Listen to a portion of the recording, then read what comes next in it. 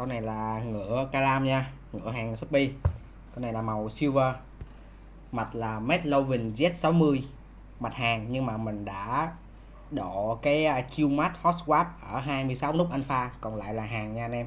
Space 7U là cherry, còn enter là stable, ship là stable luôn. Đấy.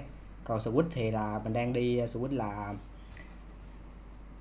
RB hả ta?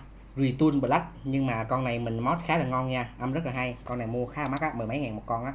Ok, vô sao test.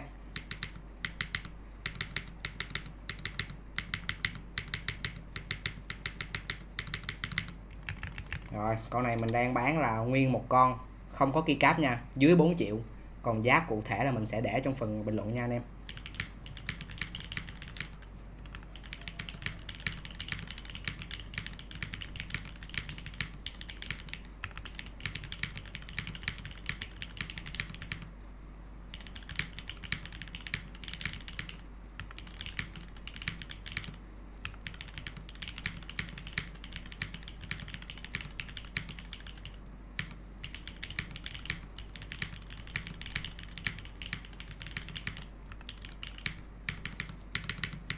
Bay rất là ngon nha anh em.